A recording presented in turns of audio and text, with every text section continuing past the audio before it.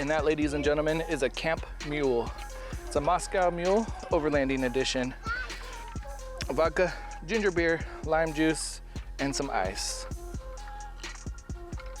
Hits the spot right for this beautiful sunset here. So people have been asking me to do a walk around of my vehicle. This is a 2020 Chevy Silverado Trailboss. This is the LT Trailboss. I have a couple upgrades on here. This is going to be part one of my walk around, and I'm doing it here today at Pruitt Ridge, which is in Big Sur. It's a beautiful spot, location right here, the ocean vista. We're above the clouds and a beautiful sunset is about to happen. So I'm gonna share this moment with you guys and give you a little tour of my truck, tell you what upgrades I've done so far, and then my future plans for it. By the way, I have no sponsors. These are all things that I have done plenty of research on to make these upgrades. I've installed almost all of them by myself. I've gone to the shop for suspension and alignment. And I'll tell you guys about all of that stuff coming up here. So the first upgrade I did was the tonneau cover. This is the Roll and Lock M series. I apologize for the dust right now. I've been going up and down this dirt road all day. So basically, it's a way for me to have a tonneau cover, lock everything up in the bed of my truck, still use the bed rack, still use the rooftop tent. That was my ultimate goal. So this is a great one. It just has a lock here. I can lock this, open it, and it retracts. I can open everything and still have full access to the truck like a normal truck if I want to. Otherwise, I close it when I'm overlanding, lock it up, and I can keep all my gear in here locked up.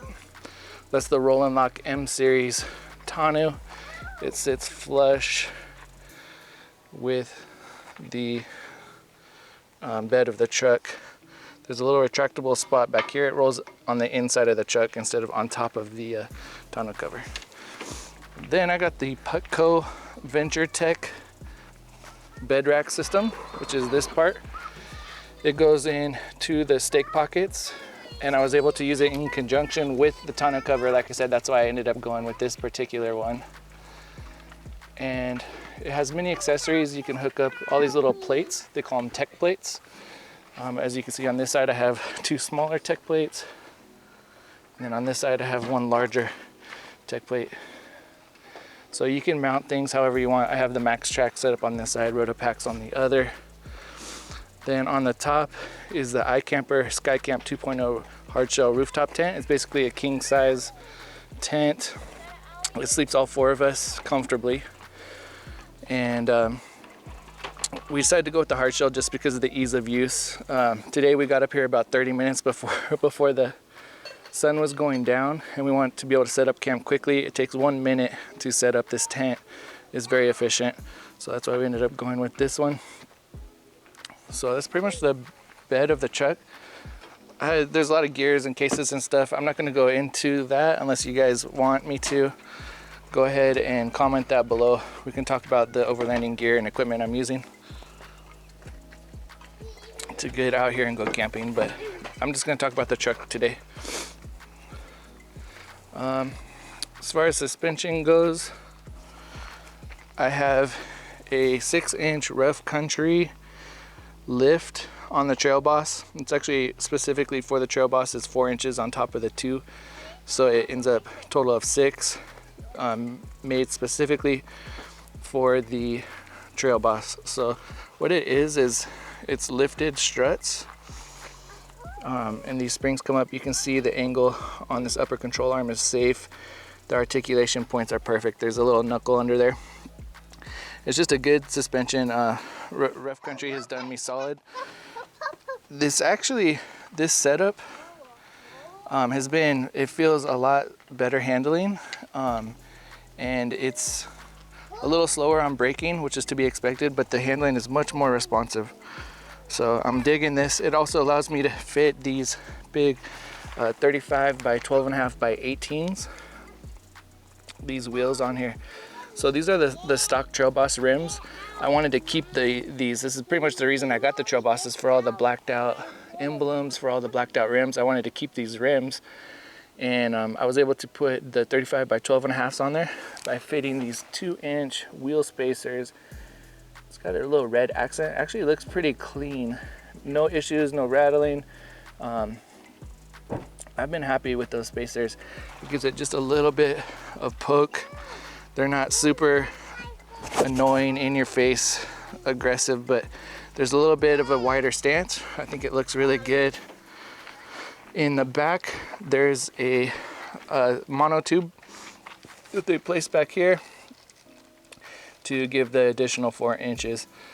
So that's what I'm rocking. The 6-inch Rough Country 35 by 12.5 by 18 tires on the stock Trailboss tires. 2-inch spacers, the little red accents in there. Actually looks pretty sick. Rough Country did me solid. Tinted windows. What else? Debadged the tailgate, but you guys don't need to see that. Plastic dipped black D Z71. Front end, nothing, just took off the license plate. Hopefully I don't get a ticket for that. Got the little stubby antenna, Ronin factory, because once I got this bad boy lifted, I was smacking that antenna on everything. So yeah, tinted side windows to match each other. It's looking pretty clean. It's really dusty and dirty right now, but just the overall look of it is clean.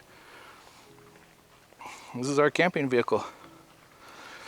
So for future plans, things I would like to do next, some people argue that this is probably the first thing you should do when you're going off-roading is body armor. As you see, I don't have any rock sliders, so I don't necessarily want it for the steps, although my wife might be able to use it as a step. I just want something super low profile. There's a couple that I'm looking at. I just haven't made my mind up yet for rock sliders. And then I'm pretty excited and doing a lot of research right now on a front bumper. I want to get the winch, the steel front bumper, a nice light bar. So I'm looking for some armor on the front. I'm still undecided which one I'm going to get, but that's probably a next upgrade along with the sliders, and then as well as the rear bumper. So just armor all around. I just want to put steel on here so it's not messing up the frame. You know, worst case scenario, you get your door, you can't open your door, and then it's an expensive truck, so that'd be terrible. So I want to make sure I get some armor on here. Probably on the rear, the bumper I'm going to look for is going to be something that has a spare tire rack, so I can get a full-size spare on the back. That's it. And then after that, just camping upgrades, things to make camping easier. You know, like I said, gear that we use, things like that. Those are going to be things I'm going to be upgrading after the armor. That's it. Interior, there's not really much. I guess I skipped interior. You got to have the Overland patches. I don't know if you guys can see all these. Yeah, are you even an Overlander if you don't have patches?